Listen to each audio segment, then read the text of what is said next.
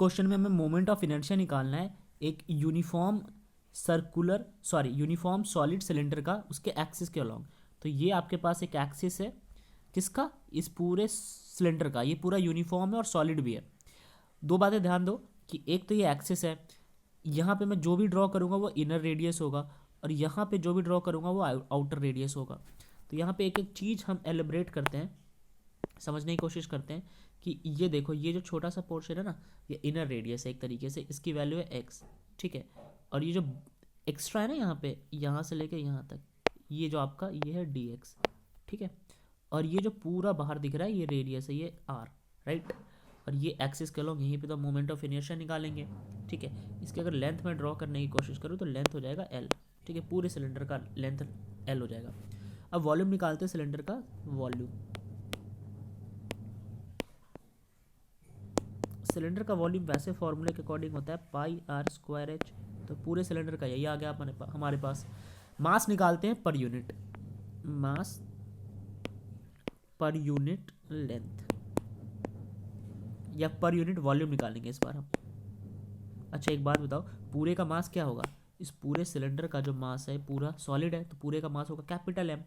मुझे इसके वॉल्यूम के क्रॉस निकालना है, तो मैं क्या करूँगा, यहाँ पे कैपिटल एम को डिवाइड कर दूंगा वॉल्यूम से, जो कि आया था मेरा पाई आर स्क्वायर एच, ठीक है। एक तो ये तरीका है। दूसरा मेरे को, हाँ मैं अब एक बात बताओ, मास अपॉन में वॉल्यूम और क्या बनता है, मास अपॉन में वॉल्यूम बनता है डेंसिटी, तो ये सब डेंसिटी के बराबर चले जाएगा। तो ये जो आपके पास अभी निकल के आया था ना, ये क्योंकि ये है मास, ये है मास और ये है वॉल्यूम, तो ये हो जाएगा डेंसिटी के बराबर। और साथ में मास पर यूनिट वॉल्यूम भी हो गया, ये हमारा मास पर यूनिट वॉल्यूम भी हो गया। तो आगे बढ़ते हैं। जो नीचे वाला पोर्शन आपको दिख रहा है, चाहे ऊपर वाला कोई भी ले लो, ये जो है ये एरिया ऑफ क्रॉस सेक्शन है। इसमें ना नोटिस करने वाली बात ये है कि ये पूरा एरिया ऑफ क्रॉस सेक्शन है, जिसमें से ये जो चीज़ है ना, ये सरकमफेरेंस है। तो अगर मुझे इस पूरे का एरिया निकालना है तो इस सरकमफेरेंस को, नोटिस करो, इस सरकमफेरेंस को इस थिकनेस से मल्टीप्लाई करा दूँ, ठीक है। तो हम निकालते हैं यहाँ पे area of cross section, area of cross section, okay. तो इसको मैंने क्या बोला, सरकमफेरेंस से थिकनेस को मल्टीप्लाई करा दो। तो सरकमफेरेंस क्या होता है, 2 पाई आर। अच्छा अब यहाँ पे आर है या एक्स है, ये नोटिस करने वाली बात है। तो आप ध्यान से देखोगे तो जो ये सरकमफेरेंस की थिकनेस निकल के आएगी वो एक्स ही है, ठीक है। तो मुझे यहाँ पे एक्स लिखना चाहिए, ठीक है। तो यहाँ पे मैं लिखता हूँ 2 पाई एक्स और जो थिकनेस है वो है डी एक्स, ठीक है। तो ये चीज़ हो गया। अब मेरे को नेक्स्ट क्या निकालना है, मुझे निकालना है volume of cylindrical shell. Shell पता है क्या है, शेल ना अपने पास ये वाला पोर्शन है जो अंदर है ना, ये सिर्फ ये चीज़, ये है शेल। मुझे इसका वॉल्यूम निकालना है। तो वॉल्यूम किसी का कैसे निकलता है, length into breadth into height, अगर मैं ऐसे लेके चलूँ तो हालांकि सिलेंडर में हम ऐसे बोल नहीं सकते हैं, बट स्टिल एक बार कंसिडर करो आप लोग। तो यहाँ पे अगर मेरे को वॉल्यूम निकालना हो किसका, शेल का, ब्रैकेट में लिख देता हूँ मैं शेल, तो वो आएगा बच्चों length into breadth into height. मैं सिर्फ और सिर्फ समझाने के लिए बोल रहा हूँ, ऐसे होता नहीं है, क्योंकि लेंथ इंटू ब्रेथ जो है आपका वो एरिया बन जाएगा। कौन सा एरिया, क्रॉस सेक्शन वाला। अच्छा इस एरिया का इस्तेमाल हम आगे करेंगे। तो यहाँ पे आ जाते हैं, जो अपना एरिया था, ठीक है, हम निकाल रहे थे वॉल्यूम क्रॉस सेक्शन एरिया का, ओके।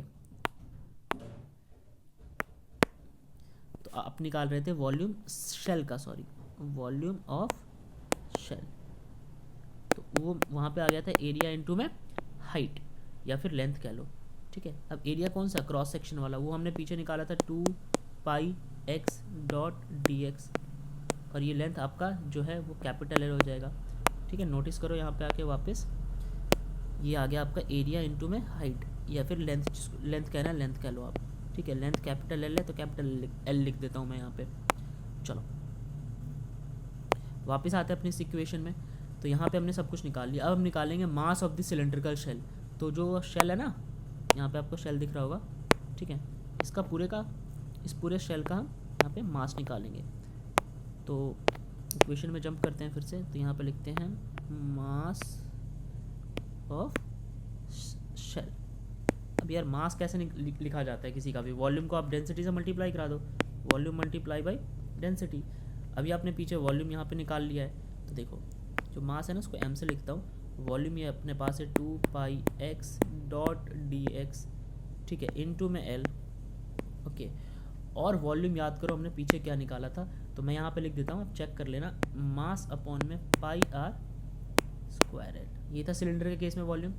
इन सभी को सॉल्व करोगे बच्चों, तो यहाँ पे आपके पास जो एंड रिजल्ट है वो मास का आ जाएगा 2m divided by r square x dot d x, ठीक है। जो वैल्यू कटनी होगी वो कट जाएगी, जैसे यहाँ से पाई से पाई कट जाएगी, ठीक है, और ये एल से एल कट जाएगा, और भी काफ़ी चीज़ें हैं। नहीं, अब बाकी जो बच गया वो यहाँ पे एज इट इज़ मैंने लिख दिया, ठीक। तो बस यहाँ पे m बचा और यहाँ पे x बचा, ये सारी चीज़ें मैंने लिख दिया। अब आप आ जाओ मोमेंट ऑफ इनर्शिया पे। तो जो फेवरेट टॉपिक अपना जिसको हम सॉल्व कर रहे हैं वो होता है I बराबर एम आर स्क्वायर, ठीक है। ये जो m है ना यही इस्तेमाल किया जाएगा आगे, और इस r की जगह हम यहाँ पे x इस्तेमाल करेंगे, क्योंकि उसकी जो थिकनेस है वो x है इन साइड से। अगर आप नोटिस करो तो ये जो चीज़ है यहाँ पे ये x है, ठीक है। तो चलो इसी को सॉल्व करते हैं आगे हम, इस सिलेंडर को ध्यान में रख के। तो यहाँ पे जो डी आई निकल के आएगा आपका, क्योंकि छोटा सा ही निकालोगे ना आप लोग, तो d I is equal to mass into में एक्स का स्क्वायर। पीछे हमने मास निकाल लिया था, पीछे हमारा मास निकल के आया था 2m divided by r square x dot d x, और ये जो एक्स स्क्वायर है वो भी अपनी जगह पे एज इट इज़ रहेगा।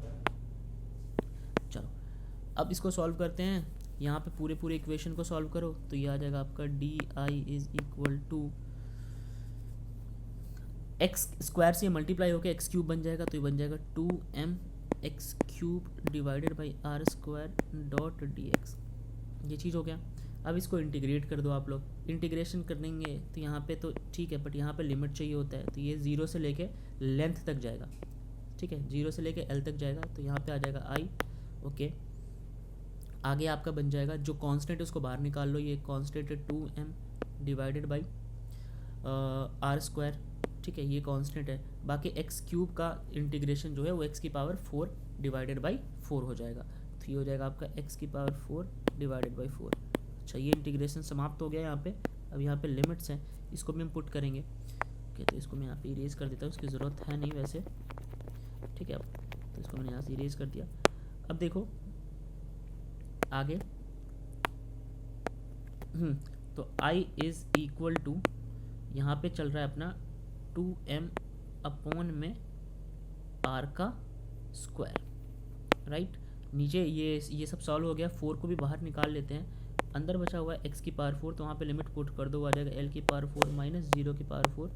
Doesn't make a sense, but यहाँ पे अब I की वैल्यू सॉल्व होकर आ जाएगी 2m 4r square multiply by l की पावर 4, जहाँ पे आपकी वैल्यूज कुछ तो कट होगी नहीं, या फिर हो जाएगी। अब एक बार नोटिस करो, हाँ ठीक है। अब लेंथ की जगह लिमिट्स डाला है ना, लिमिट्स डाला है आपने, लिमिट्स 0 से लेकर r तक डालना था, ये गलत बता दिया मैंने आपको, 0 से लेकर r तक डालना था, कि रेडियस r ही था सिलेंडर का, तो यहाँ पे ये r आ जाएगा आपका, ठीक है, यहाँ पे भी r आ जाएगा। तो ये I बराबर 2m, r से वैल्यू कट गई, 2m डिवाइडेड बाई 4, ये हो गया r क्यूब, ये 2 से 2 कट जाएगा, तो ये आ जाएगा आपका m हाफ, और नीचे r स्क्वायर था, यहाँ पे आपका r स्क्वायर था, ये 2 पावर आ जाएगी, तो mr स्क्वायर आ गया। तो आपने देखा यहाँ पे moment of inertia half mr square आ गया।